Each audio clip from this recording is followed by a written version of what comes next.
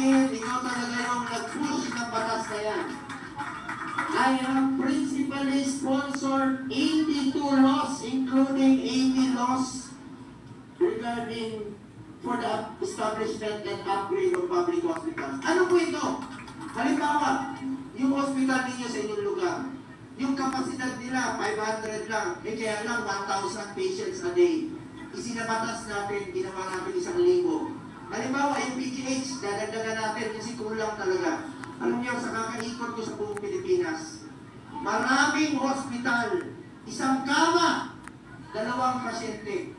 Paano gagaling ang pasyente kung gano'n ang kinatatayuan nila? At proud lang po ako na meron na tayong naipasa na 82 laws. And I have co-authored or co-sponsored 185 laws. At gusto ko lang po pagkitin sa inyo, wala po akong absent sa Senado. Kahit na makikita niyo ako ngayong umaga, nandun ako sa Apare, pagpagyo doon. Punta ako ng Palawan, punta ako ng Samar, punta ako ng Mundo. Pagdating ng alas 3 ng hapon, andyan po ako sa Senado. Ginagampanan ko po ang aking tungkulin. At alam na hindi ko po matiis na nakaupo lamang sa opisina habang ang mga kababayan natin nangangailangan ng tulong. Ayoko po magpalamig sa malamig na opisina habang nangangailangan ng tulong. Pinangako ko yan sa inyo, kahit sa sulok kayo ng Pilipinas. Bagyuhin, lindolin, putok ng bulkan, baha. Pupuntahan ko po kayo. Unangin ko po yung mga programang inapit natin ang serbisyo ng gobyerno sa ating mga kababayan. Yan po ang aking nagawa bilang senador. Ngayon, as chairman naman ng Committee on Health, 3 po ang aking prioridad. Una, malasakit centers. Meron na tayo 167 na malasakit centers sa buong Pilipinas. Meron yan sa inyo. Punta kayo ng Lamigin Island, meron. Punta kayo ng Batangas, punta kayo ng Cagayan. Batanes, meron nga. Punta kayo ng Palawan.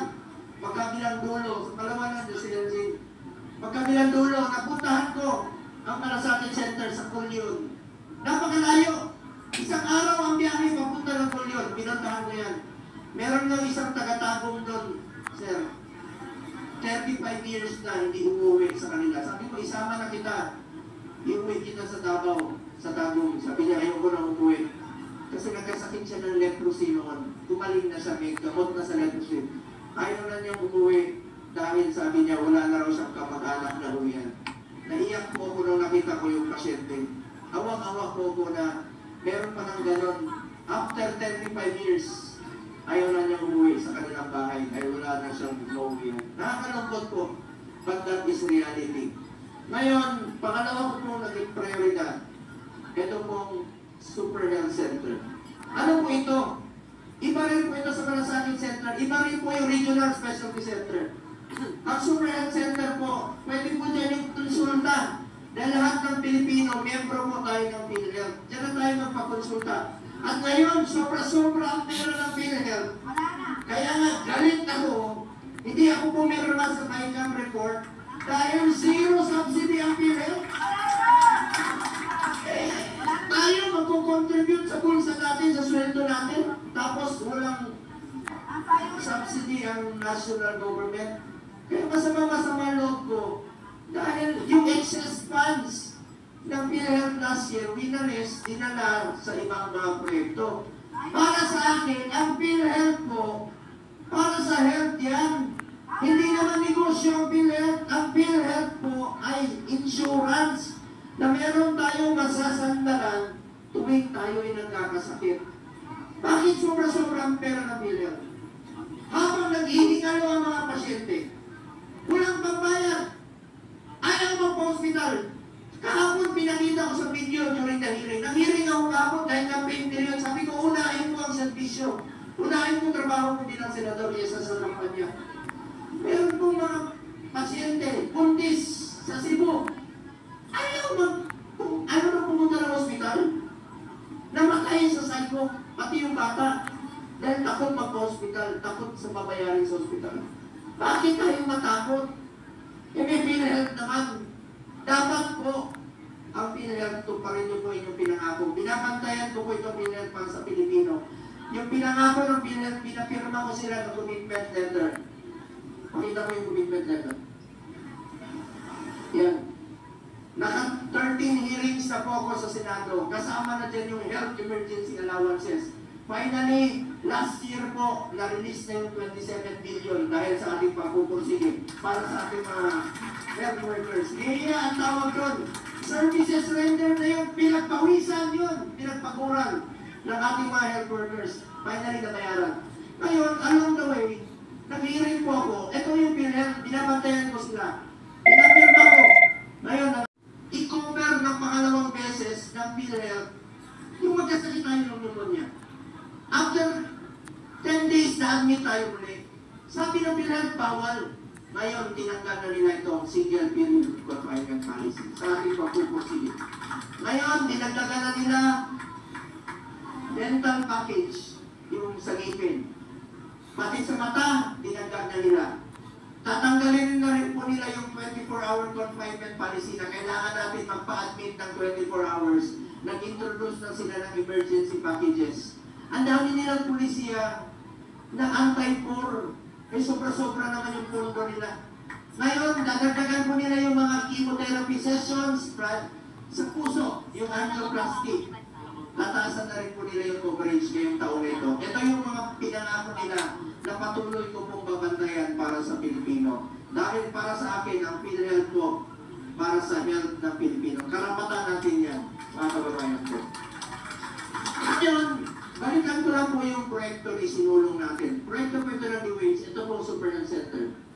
Tingnan niyo po, Batangas, Pinloy, Island, yung buntis na nanganganak sa tricycle sa bangka. Ang layo ng hospital, 2 hours. Ngayon, may Super Health Center na sila. Sa Mayor Alvarez, meron po akong pinuntahan doon sa Lake Cebu. Sino taga South Cotabato rito? Ito, pinuntahan namin ni IP yan. Lake Cebu, South Cotabato. Tibuli Tribe, mga nitibo yan. Ang buntis doon ng anak, bago pa ako dumating. Yan, tuwang-tuwa yung mayor. Sabi ng mayor, Sir, pangalanan namin sa iyo yung bata. Dahil bago ka dumating, pinanganak yung bata. Pagtingin ko sa bata ang babae. Sabi ko, paano mo pangalanan sa akin? Eh, lalaki ako. Sabi niya, Sir, hindi problema. Pangalanan namin ang bongga. Totoo yan, ha? True to life story yan. Nangyayari po yan sa totoong buhay. Yan po ang ginagawa natin. Magkakaroon po ng mahigit 700 na Super Health Center sa buong Pilipinas. And I'm sure kasama na po dyan ang inyong mga. Third, ito po. Regional Specialty Center. Batas na po yan. Priority po ito ngayon. No? Dahil yung mga heart center, di ba nasa Quezon City? Ang layo. Ang kidney center, pag nagpapatransplant tayo, ang layo. Ngayon po, isinabatas natin sa loob ng 5 taon, magtatayo ng mga specialty center sa mga selected DOH hospital sa buong Pilipinas. Tingnan niyo po ang Davao. Davao. Yan, Davao yan o. Meron na silang CT scan angiogram. Pag nagpa-CT scan ka, diretso na angiogram. Hindi na ilalabas na ulit, lipat ka na 5 kwarto. Diretso na. Yan po ang paparamihin natin sa Cebu, Iloilo, Cagayan Valley, Cagayan! Pwede na po operahan dun sa puso. Zamboanga, pwede na rin po. Yan po ang plano natin ipakalat sa loob ng 5 taon. Proud lang po ako bilang chairman ng Committee on Health. Nakakuha ako ng 24-0 na boto. At si Senator Bato, co-sponsor at co-author ng batas na yan. Regional Specialty Center po. Kami ni Senator Bato sa Senado, nagkakaintindihan kami nun. No questions asked kami pag mga batas na sabi na. Patara pre, pag meron siya, chairman siya, firma siya. Alam niyo bakit? Nagkakaintindihan kami. Iisa namin layunin, unahin namin yung interes na ordinaryong mamamayang Pilipinas. At yan po, hinihiling ko sa inyo, mga kasamahan natin dito kung papalarin tayo muli lahat. For anyone with demand. City Mayor and PDP Laban National Executive Vice President Sebastian C. Duterte! Ang ating kinikilalang si Baste!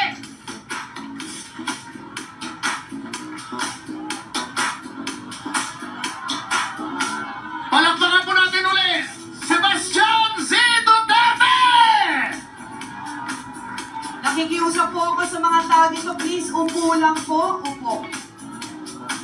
Sa ating pinakamamahal na Pangulo at Chairman ng Partido Demokratiko Pilipino, Pangulong Rodrigo Roa Duterte, sa lahat ng mga kasapi ng PDP, mula sa mga opisyal at mga miyembro sa buong Pilipinas, sa ating mga kapwa Pilipino, isang makasaysayang araw sa ating lahat.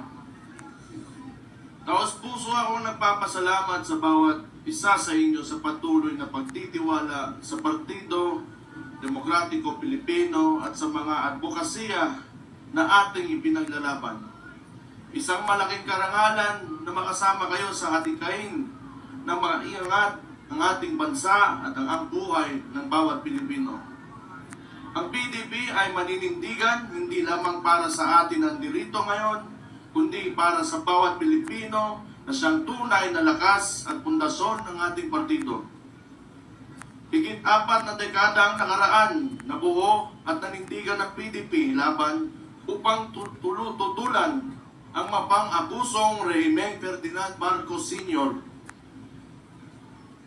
Ngayon, ang buhay at kinabukasan ng mga Pilipino ay nalalagay na naman sa alanganin. Habang nagsusumikap tayong umagbang patungo sa isang maunlad na bukas, ay pilit naman tayong hinihila pabalik ng administrasyong ni Ferdinand Marcos Jr. sa isang mapang-abuso at mapagmalabis na pamahalaan. Minsan na nating naipakita at napatunayan na kaya nating ayusin ang sistema ng ating pamahalaan sa pamumuno ni Pangulong Rodrigo Duterte. Pinatunayan natin na kaya nating magsilbi sa bayan na may disiplina sa sarili, walang kalapisan at walang pang-aabuso lalo na sa pera ng taong bayan. Huwag nating sayangin ang mandato na ibinigay sa atin ng ating mga kababayan. Huwag nating sayangin ang mga buhay na itinaya ng ating mga kapwa Pilipino, lalo na ng mga pulis at sundalo, para lamang maipaglaban ang kapayapaan at kalayaan ng ating bansa.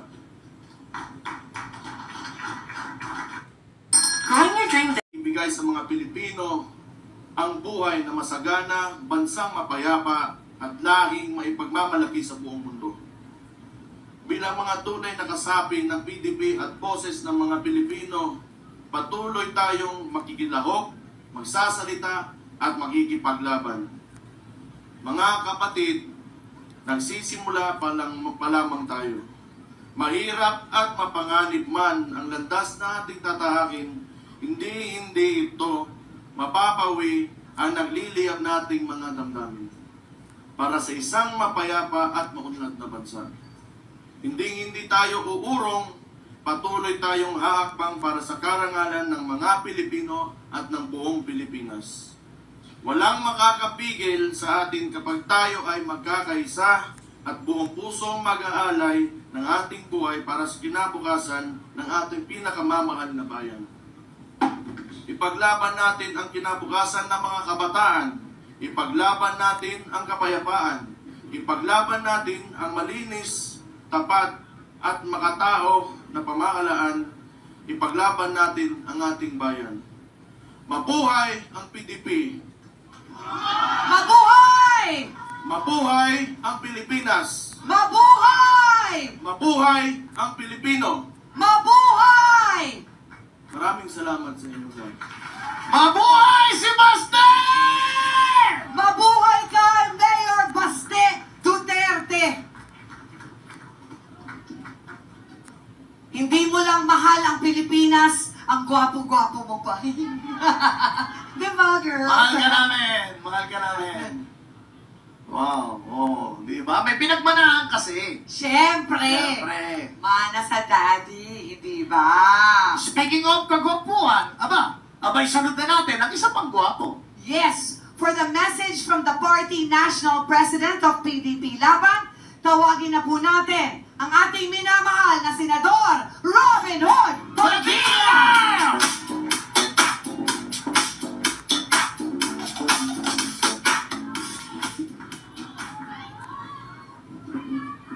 Love you po.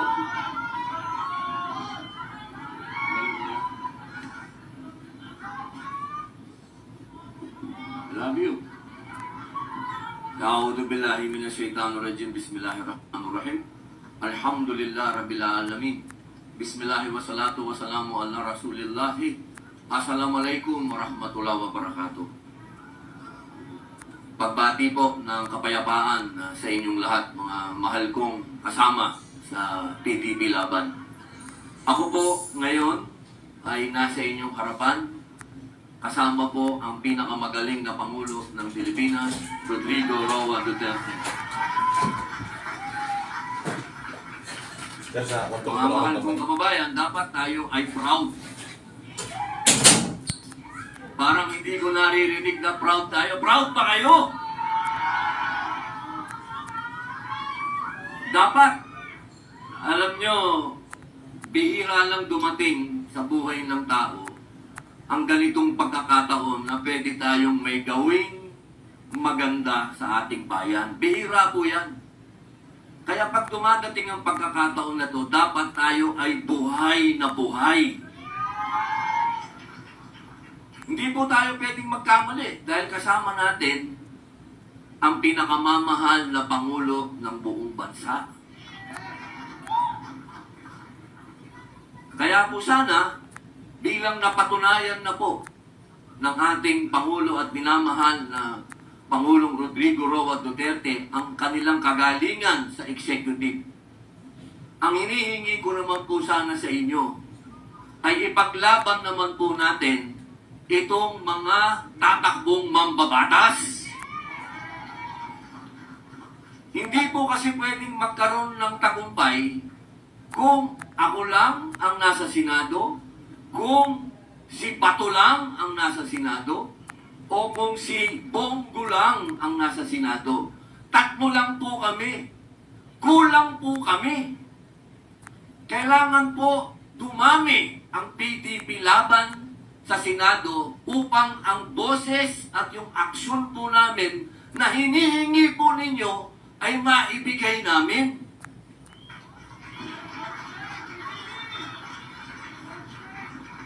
Hindi po tayo pwedeng balbon. Kailangan po itong laban natin ngayon, ito po yung laban na pinakamatingting laban sa lahat ng laban. Dahil ang pinag-uusapan po natin dito ay batas na. Kailangan po natin tindigan kung ano ang sinasabi ng batas. Hindi po pwede na yung ibang tao gumagawa ng sarili nilang batas.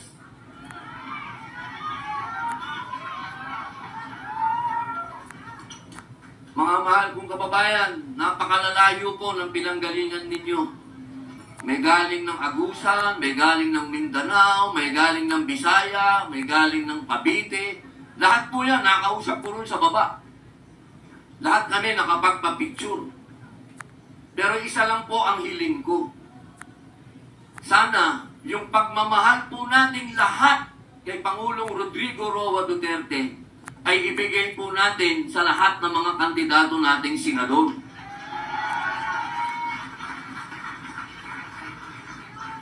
Hindi naman po kayo magkakamali sapagkat tingnan na lamang po ninyo. Si Bongo, tingnan na lang ninyo. Siya ho ang idol ng lahat ng senador. Sino ba nagkumpisa nang ilapit ang gobyerno sa tao? Wala pong iba kundi si Bongo.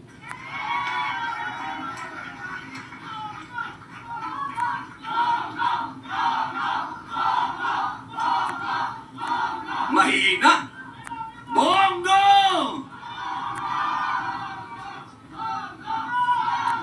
Okay. Ayos na. Baka mamalat. Ito pa, isa. Hindi naman tayo nagkamali kay Bato.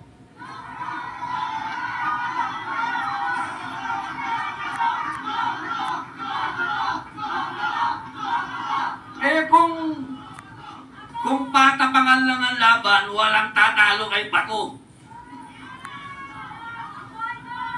Saka ho, tandaan ho natin, alam niyo yung asawa ko, bihira, pukwento ko lang ho, yung asawa ko, ang sabi niya, gusto kong sabihin mo kay Bato na ikakampanya ko siya. Sabi niya, si Bato daw ang nakilala niyang napakatigas na tao, pero yung puso ay ginto. Hindi po kayo magkakamali kung susuportahan niyo po lahat ang kandidato na to.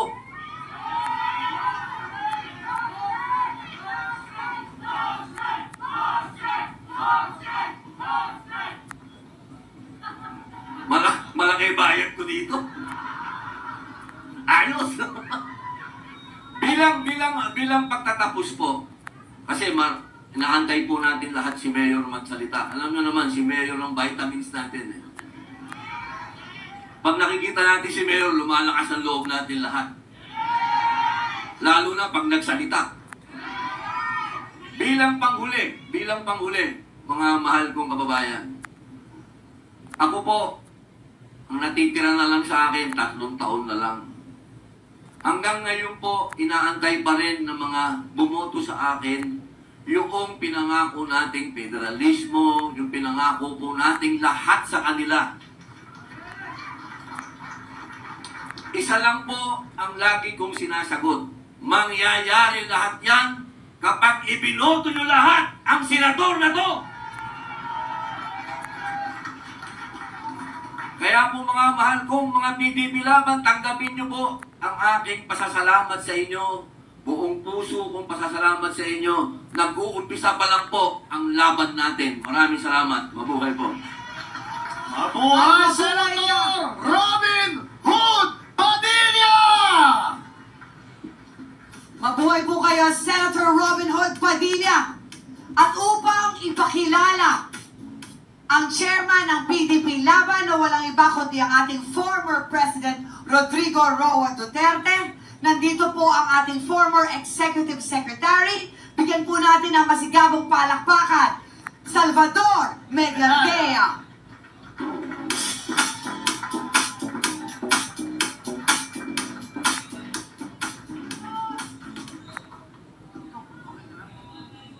Are you searching for Sa kanilang lahat, bago ko pakilala ang dating Pangulo, gusto ko lang paabot sa inyo na nandito tayo sa isang napaka-significant na venue. Alam niyo, pagpasok niyo pa lang sa pintuang ito, merong isang napakagandang painting. Painting ng isang dating Pangulo na nanunumpa na maatas na bagong Pangulo dahil may isang Pangulo na natanggal. Alam na natin yon, hindi na chismis yun. Huwag na natin palalayuin pa. This is a very significant and solemn place. Sa mga nautusang bumili ng suka,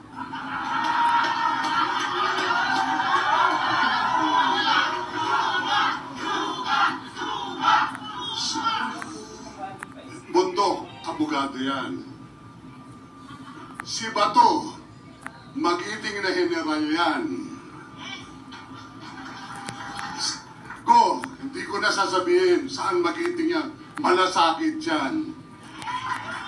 Isa pang magsusuka, si Hinlo, abogado yan. Si Attorney Lambino, abogado yan. Hindi po.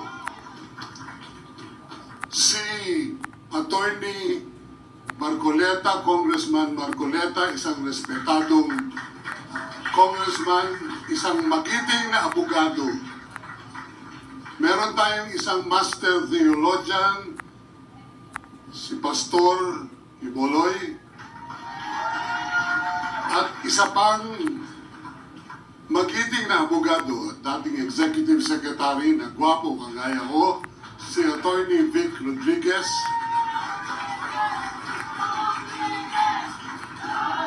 At isang napakagwapong premierong aktor at famous awardee, si Philip Salvador. Very effective. Sila po ang mga nautusan bumili ng suka. So, para sa mga nabudol, nais kong ihatid sa inyo ang dati nating mahal na Pangulo, Rodrigo Roa Duterte. Duterte! Duterte! Duterte! Duterte! Duterte! Duterte!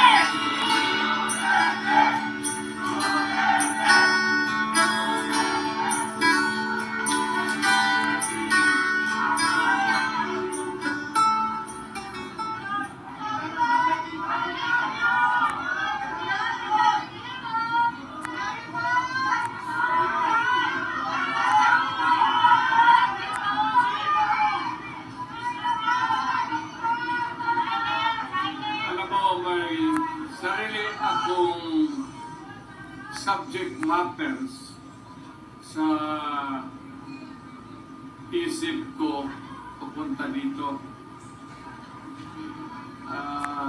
Problema, I just being handed baka ito at yung plataforma dito na lang tayo rin susunod. Baka ito yung mga issue na malapit sa tao. Sa kailang kahirapan o sa puso nila. Alam mo,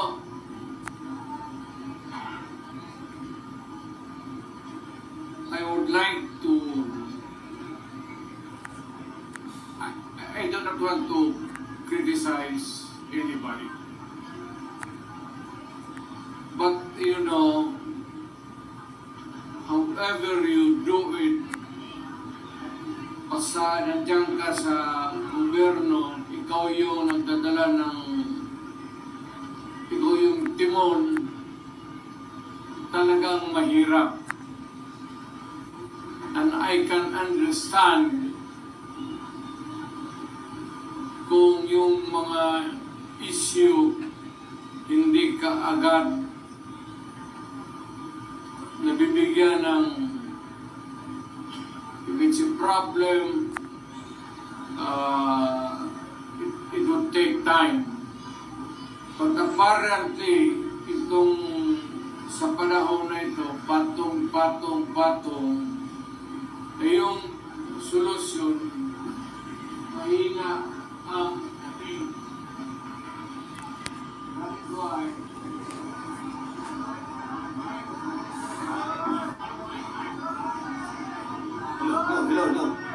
Hello. Excuse me.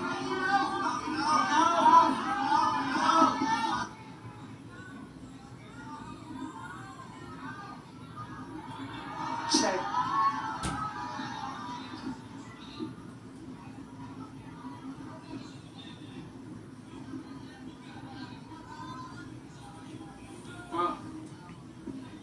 alam natin yung issues na meron natin pag-usapan dyan kasi lumalalim ang gabi. Alam ko kanina pa kayo. Basta dito, ang gusto natin plataforma na sasabihin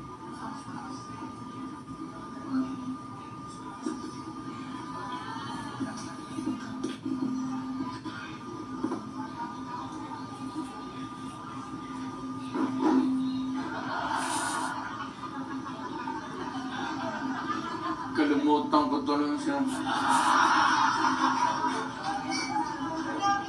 Well, sa madaling sabi, maraming issues. Hindi ko naman sinasabi na kaya natin kung tayo ang nandyan sa Malacanang. No, it's not that easy. I have been there. But the guy is simply taking his time to come up with the solution of the problem. So kagaya nitong bigas, which is really tumatama yan sa tiyan, pati sa puso ng Pilipino, hindi niya nakuha yung pinaka either is subsidized o ano, whatever, but it goes on up and nahihirapan po ang Pilipino to cope up. Bukang hindi niya kaya na habulin yung presyo. Yan na lang sa pagkain. Huwag na yung iba. Pwede natin yung graft and corruption. Nandyan yan eh. Baski anong klaseng administrasyon. Pero yung immediate, urgent need to solve is really itong presyo or the price of rice. Kailangan ni baka ako kung sa panahon ko sinasabi ko total we are endorsing the candidacies of so many bright Filipinos dito sa atin. Baka not the magic one, but makuha nila kung paano talaga bigyan ng solusyon.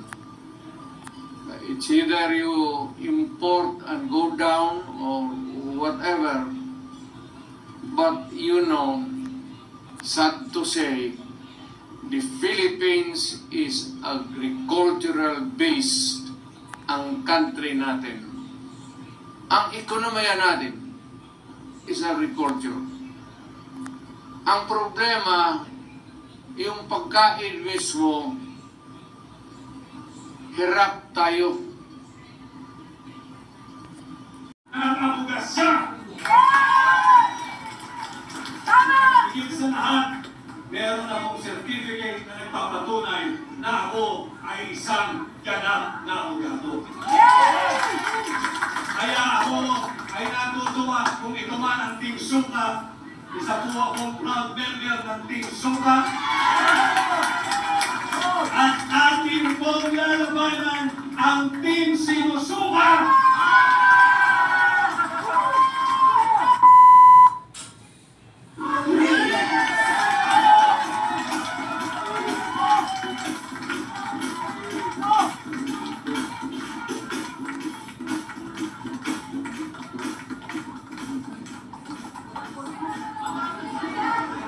Maraming salamat at magandang hapon po sa ating lahat, sa ating ginagalang, binirespeto at hinahangaan kay Pangulong Rodrigo Roa Duterte, sa inyo pong lahat dito sa loob at labas ng bulwagang ito, sa lahat ng Pilipino na nakasubaybay, marami pong nagla-live ngayong araw, yung ating mga kasama sa opisina, sa bahay, sa sasakyan, sa trabaho, sa eskwela.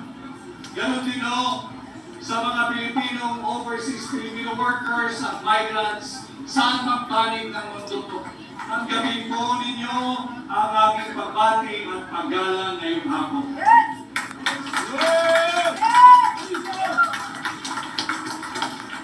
Ako po ay nagpapasalamat at ako ay kabilang sa inyong programa ngayong hapon. Salamat kay Pangulong Duterte at ako ay sinama dito sa tinatawag nating Duterte Senatorial Candidates. Tumubon po ako sa hamon na pamunuan ang tunay at maisog na oposisyon upang labanan at ilunsad ang gera laban sa korupsyon. Ang war on corruption na ating pinamumunuan is not just a campaign slogan. Nalalaman ko kung paano labanan ang korupsyon. Linabanan ko na sila minsan nung ako ay nasa Malacanang at pinagpapatuloy natin ngayon. Nag-file po tayo ng kaso kamakailan. Linabanan natin yung anomalous, illegal, immoral, invalid, and unconstitutional and criminal 2025 budget. Saan ka nakakita nagpapasa ng 6.5 6.352 trillion pesos panay blanco ang Bicameral Conference Committee report. Sinasalauna tayo ng administrasyon ni Bongbong Marcos. Maraming nagsalita bago sa akin at nababanggit ang salitang suka. Alam mo ninyo, ang suka ang kalaban ng tanso.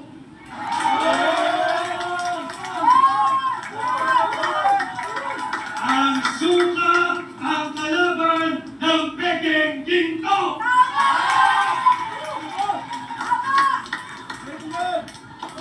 Hindi man po ako gumagawa ng suka. Subalit kung ako ay bata, maraming beses din naman ako nautosang bumili ng suka ng aking ina. At wala kong nakakahiya.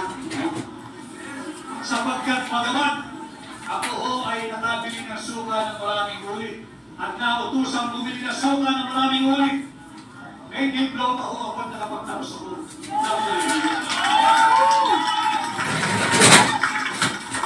Meron akong diploma at nakapagtapos ako ng abogasya. Higit sa lahat, meron akong certificate na nagpapatunay na ako ay isang ganap na abogado. Kaya ako ay natutuwa kung ito man ang Team Suka. Isa po akong proud member ng Team Suka. At atin pong lalabanan ang Team Sinusuka.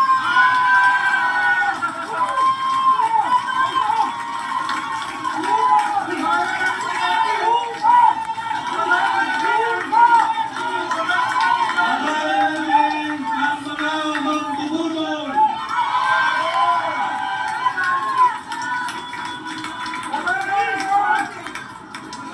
Sabi ni Konsehal Rani Ludovica, labanan ang Team.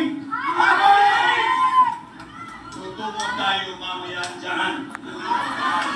Alam mo ninyo, tinanggap ko ang hamon na pamunuan, ang tunay at mahisog na oposisyon. Ang tunay at mahisog na senador ninyo sa Senado. At bilang senador ninyo, ating kong lalabanan ang korupsyon at sisimulan po natin yan sa pagbabantay taon-taon sa ating national budget. Hindi tayo papayag na pupunuin ng korupsyon ng pork barrel ng akap ng mais.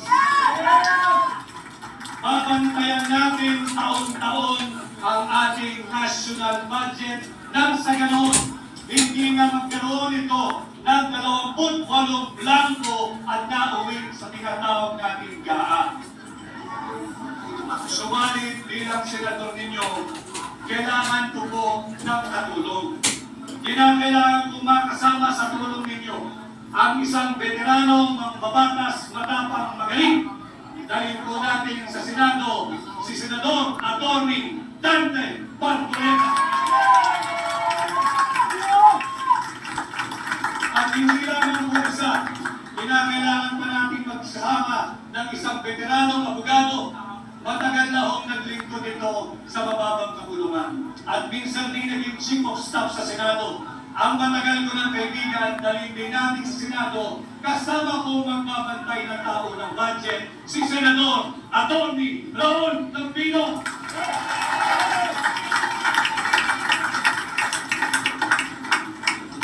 At bukod po sa pagbabantay ng ating tao ng budget, makailang beses ko na rin pong napaliwanag at nailahan sa inyo.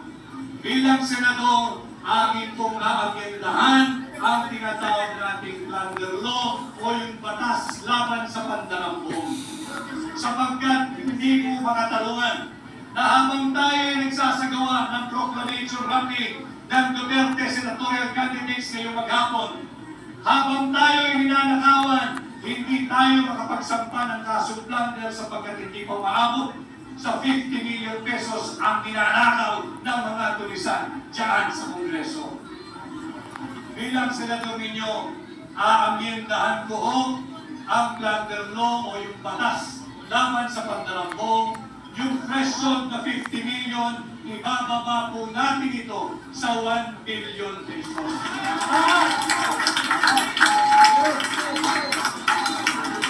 Subalit, kagaya rin po ng ipinakita kanina, bilang principal author, kinakailangan ko rin ang mga kasama sa Senado. Kinakailangan natin kasama na hahabulin ang mga magnanakaw sa Malacanang. Kinakailangan natin ibalik ang ating mga kasama, ibalik natin sa Senado, Senador Bongo!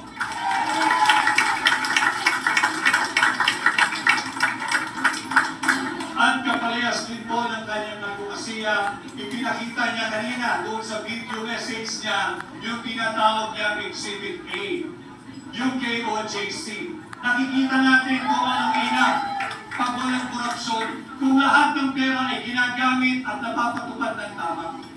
Sa Senado, kinakailangan ko rin ng kasama upang magindahan ang plunder law at kinakailangan natin dali sa Senado si Senador Pastor Apollo Kibuloy.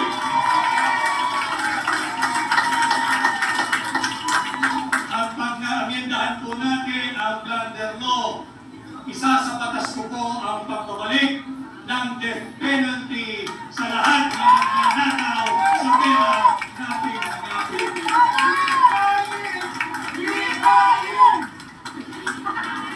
At hindi ko nabubuo dyan ang Duterte senatorial candidates.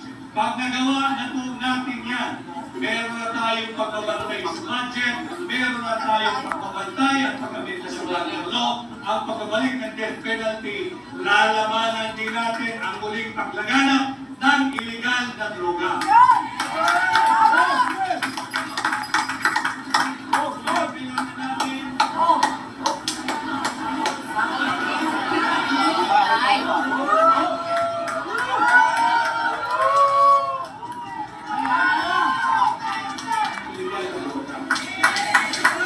Bilang senador, ipapanukala ko ang pag-amyenda dito sa batas na nagtatag sa Philippine Drug Enforcement Agency.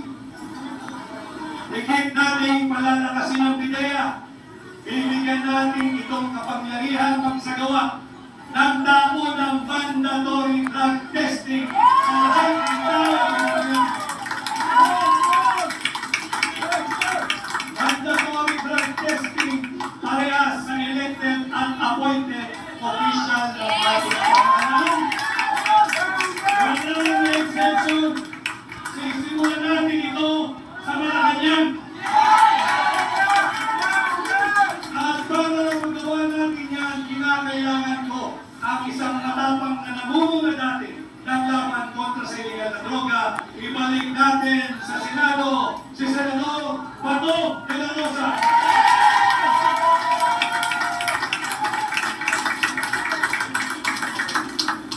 Siyempre, kinakailangan din natin ng mga kasama ang abogado.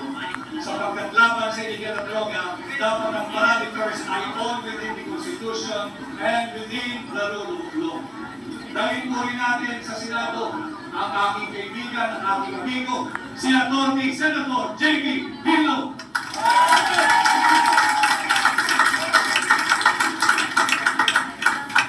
Nabanggit din ho kanina na ito'y mabait, subalit matapang din sa totoong buhay. Dalhin din po natin sa Senado lalaban sa iligal na droga si Senador Philip Salvador.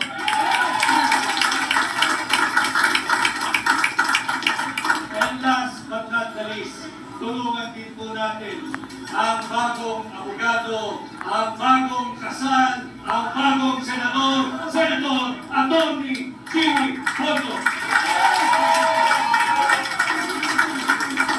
Ito po ang bumubuo ng Duterte Senatorial Candidates. Tulungan niyo po lahat kami ng kampanya, tulungan niyo po tayo lahat na mapunta sa Senado. Ang issue po natin ngayon ay ang maanumalyang 2025 budget.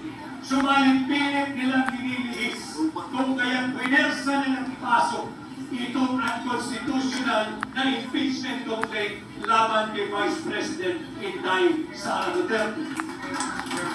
Sinasabi kong unconstitutional sapagkat kinahanglan nila itong verified impeachment complaint. Alam ng mga abogado rito, pag sinabi mong verified, dapat ito'y nabasa mo. Ito'y base sa iyong personal knowledge o hindi kaya'y base sa authentic documents. Pinagyayabang nila 215 signatories. 215 signatories. Trabaho nila ng 7 oras. You have to help me do the math. Kung tayo magpapasa ng 32-33 page complaint, ang kada tao kailangan ng 10 minuto. Sa loob ng 1 oras, 6 na tao lamang ang makakapagpasa at makakapagtunawa ng complaint na ito. 6 na tao sa loob ng 1 oras, i-multiply mo ng 7. 42 lamang ang maximum na makakabasa at makakaintindi ng verified impeachment complaint mo yan. Saan galing ang 250? Ang bigyan na natin sila, siguro'y matatalino at sadyang ninyo sapagkat yung blanco na uwi sa 6.352 trillion pesos budget. Kung makakabasa po ay 2 mambabatas kada 10 minuto, meron lamang kung makakapirma at makakaulawa ng 12 sa loob ng 1 oras. And again, you have to help me do the math. 12 times 7 hours, it will only give you what? 84 congressmen na nagbasa, na intindihan, na unawaan base sa kanilang personal knowledge o di kaya ay authentic public documents. Saan galing ang 215 senators? Sa ayuda at sa akal at sa pork barrel. Kaya ngayong election, we should all understand what is at stake for our country this midterm election. Hinanaman na ang pera nating mga Pilipino. Nagbebenta ng 25 toneladang ginto. Hindi sinasabi kung sinong bumili at pagkano ang pagbebenta nito. Pati ba naman ang posisyon ng pangalawang Pangulo na nakawin pa rin ng Marcos administration? Kaya importante, mahalaga na tayo'y nagkakaintindihan. Let us protect the 32 billion Filipinos who legally, constitutionally, lawfully, and democratically elected Vice President Inday Sara Duterte para aking maging Pangulo. Huwag natin hayaang nakawin ng ilang elitistang mambabatas ang pangalawang Pangulo mula kay Inday Sara Duterte. Mahalaga pinag-uusapan natin ito para matulungan ninyo kami higit at dalhin ninyo ang Duterte senatorial candidate sa Senado at ating poprotektahan hindi lamang si Vice President Inday Sara Duterte, hindi lamang ang Office of the Vice President, kung hindi ang sagradong mandato ng 32 milyong Pilipino na nilalakaw ng ilang elitistang mambabatas. Ako'y nagpapasalamat sa inyong mainit na pagtanggap. Sana ho ay matulungan ninyo kung ipakampanya sa inyong pamilya, sa inyong kamag-anak, kaskwela, kapitbahay, kaibigan, at sa lahat ng makilalang Pilipino sa anumang panig ng mundo. Ako po muli ay si Atty. Vic Rodriguez, number 56